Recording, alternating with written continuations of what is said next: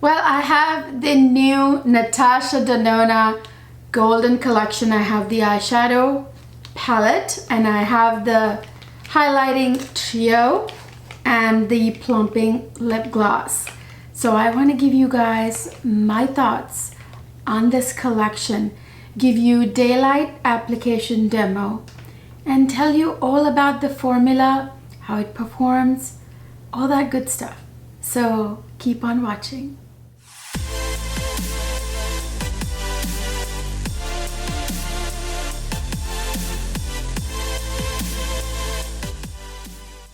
Hey beauties, welcome back to another fabulous makeup review.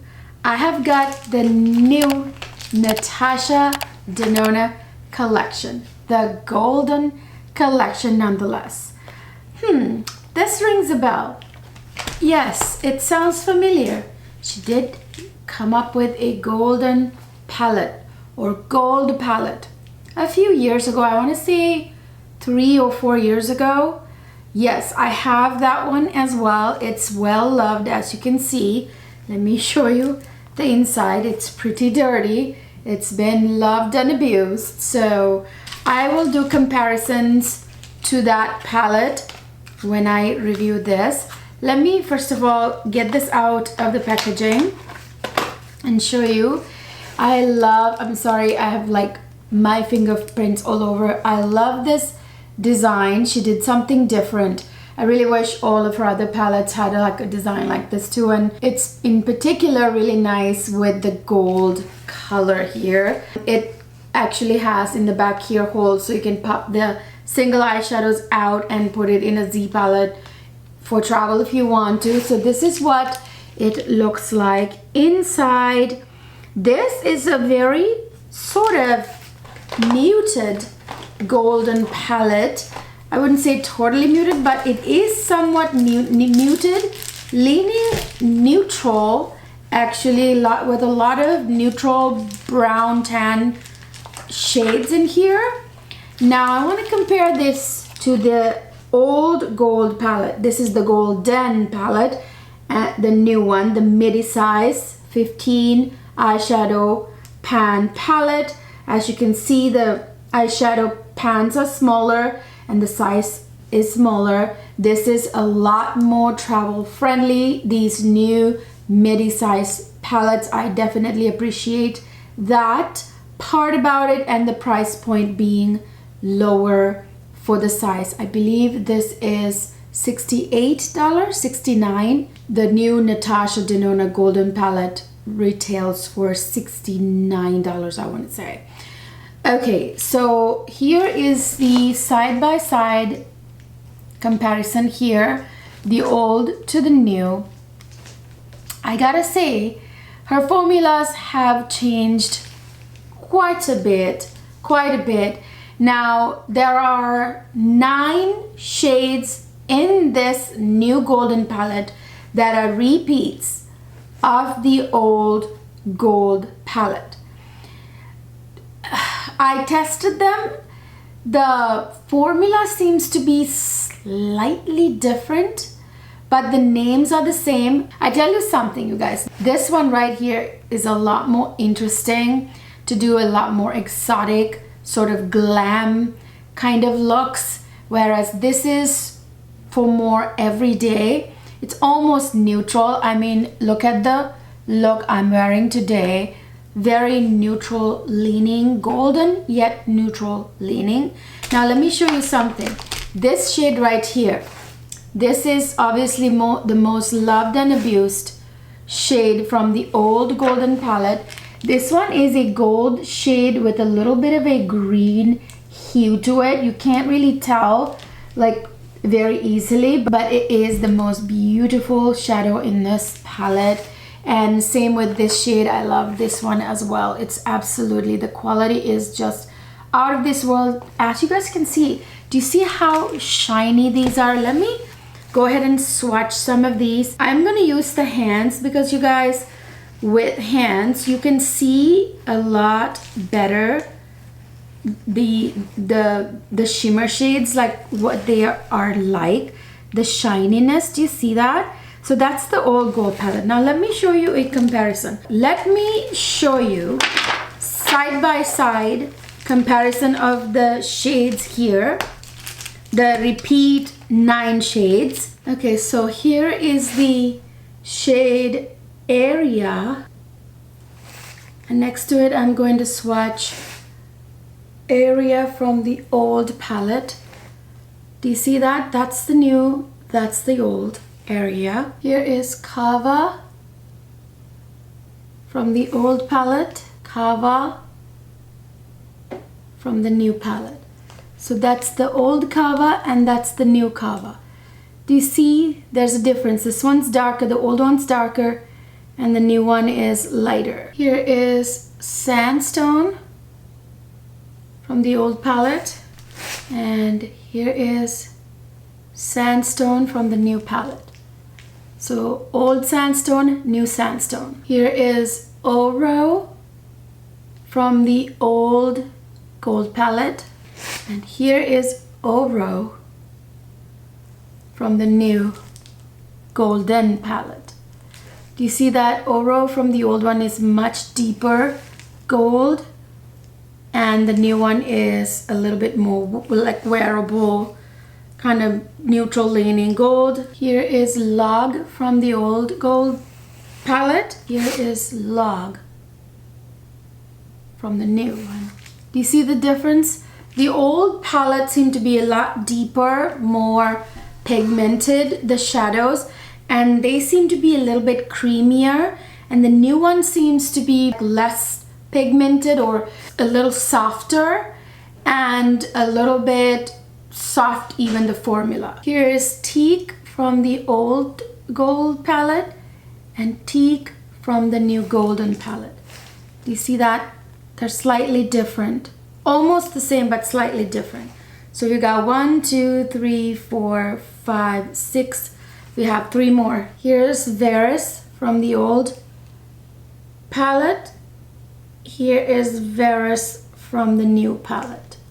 These two are very close actually. Okay, here's Alchemist from the old one. Here's from the new one. Here's Aurum from the old palette, and here is Aurum from the new one. So in general, I feel like the 9 shades that are common in these two palettes, at least the names are, they're not exactly the same, because the old palette is a lot more saturated, more pigmented, more creamy, almost kind of wet feeling to the touch, whereas the new one is a little bit more subtle, softer, and not as pigmented, but they're still very beautiful.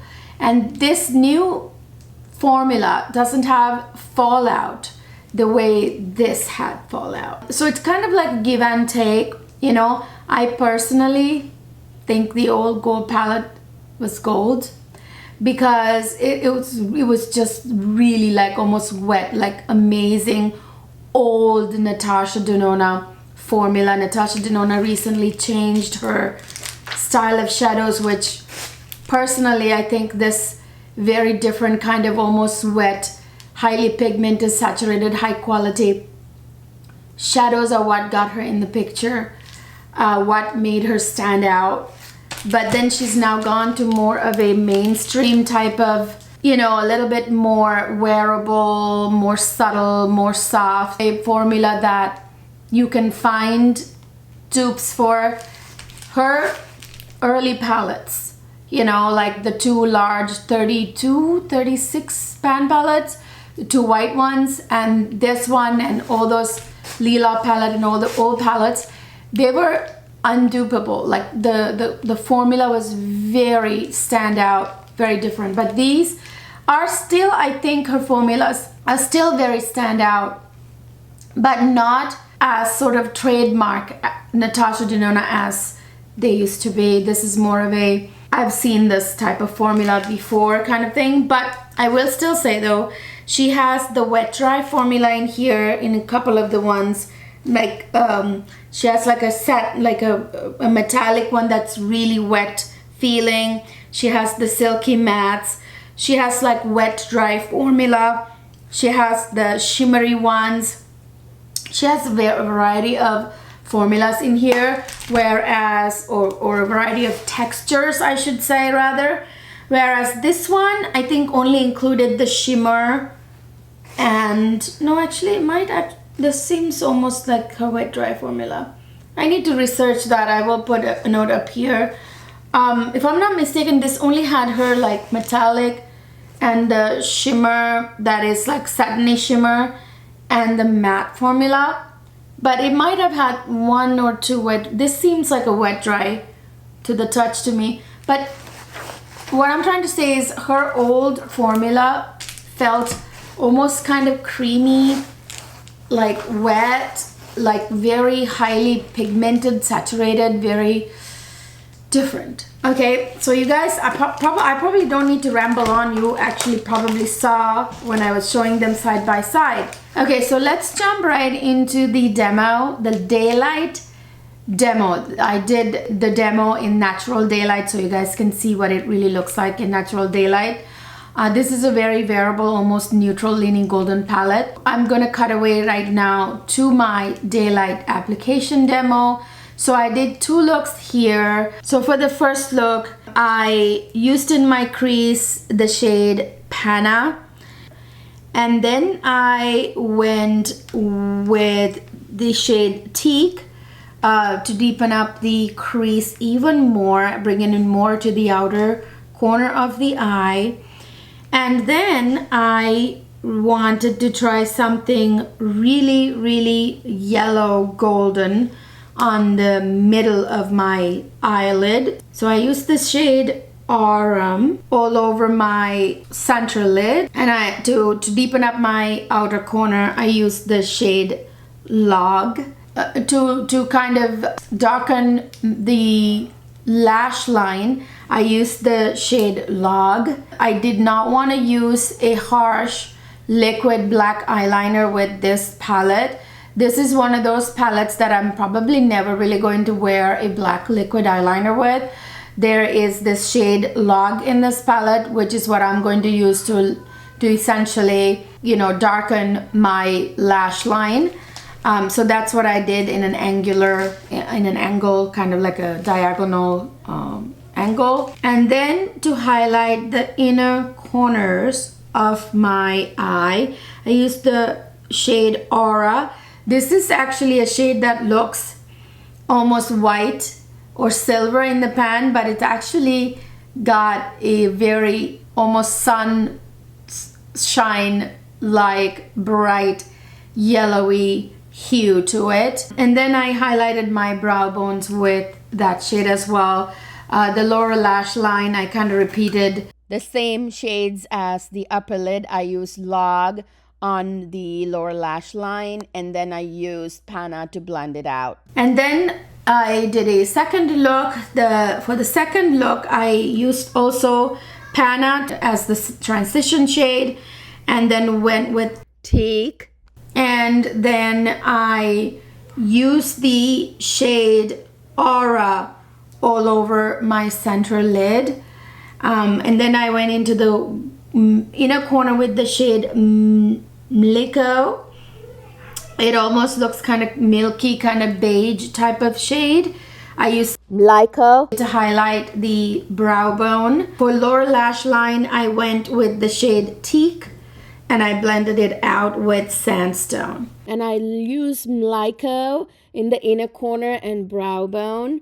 Then I took the shade Log on a very thin pencil-like brush, and I lined my lash line, upper lash line with it, kind of like a wing lash line, but you know, not a full wing, just until the end of the lash line. And then I used a golden eye pencil on my waterline. So that's what I did for the two eye look. I gotta show you a couple of the shades that I love from this. This shade right here, it looks almost white, almost silvery. It almost got a beautiful kind of a champagne yellow shimmer in it. And then I love this shade Nubia, which is like a very beautiful center lid shade that's not too flashy. You can wear with a neutral look. I wanted to do another look with this, but I didn't want to overwhelm you with more than two eye looks. And I also love, I should say, this shade Varys, which is a beautiful kind of like a bronzy golden, slightly shimmery satin shimmer type of shade. There are some really cool shades in here that you can create neutral looks like this, very wearable. You can wear it to the office, whereas this one right here is more of a glam shadow palette. This one is very everyday. So should you buy this eyeshadow palette if you had this one? Well, it all depends on you. If you think that, okay, I have a gold shades palette and I'm not gonna get another gold shades palette, sure, then no. But if you ask me, are they different? Yes, very much different. Even though 9 of the shades are allegedly the same name-wise and shade-wise, the formula is different, and even the shades are slightly different, as you saw in my comparison. Here you see this is leaning more neutral. There are none of those like really kind of fun green teal shades. This one right here and this duo chrome shade there. None of those shades are in this new palette. Again, this is made for more of a glam look, whereas this is like everyday, more neutral, brown, tan, cream, golden, but not too golden type of shades. So yeah, they're very different. All right, now for the highlighting trio. This is Natasha Denona's she has a couple of highlighting formulas. This is one that is in most of her newer palettes. This is not the same, I believe, as the Love palette, the Face palette, and the Glam Face palette. Those highlighters I really love. This is really beautiful too. Okay, so let me do some swatches. This shade here, what is the name of the shade? This is Pearl. Then the one in the middle is Sun Glow, and this one is Bronze. So you guys, this Pearl is my favorite. And I do also like Sun Glow. Those are the two that I'm wearing. Actually, I'm wearing 2 different shades. I believe this is the Pearl shade and this is Sun Glow. Yeah, I'm right. This one is darker, as you can see them. This one. So these 2 are the only shades that I can wear on my cheeks. This one, the bronze highlighter, is way too dark for my complexion, especially in like natural daylight. You will see how it is quite dark. It's actually really beautiful. That can be used as an eyeshadow. So that's how I'm going to have to use that one. That is definitely for much deeper skin tones than mine. I'm just tan.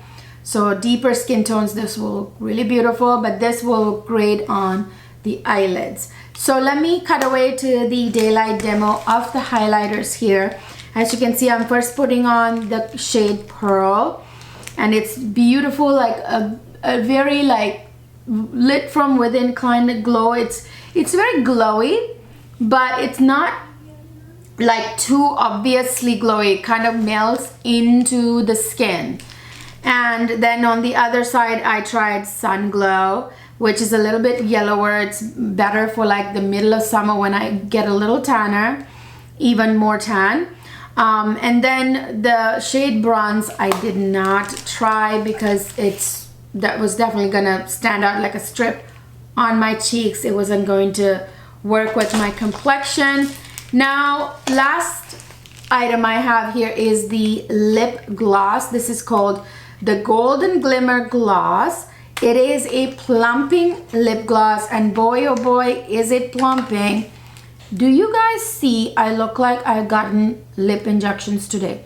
I don't get lip injections, by the way, at all. If I did, I will tell you guys. But today I look like I just went and got lip injections. I mean, it is plump. Now this has like a cinnamony kind of burn, could have even cayenne pepper, I'm not sure, but it does throb.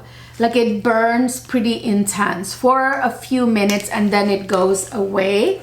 Let me show you the swatch here in the studio, but I'm about to show you the natural daylight application.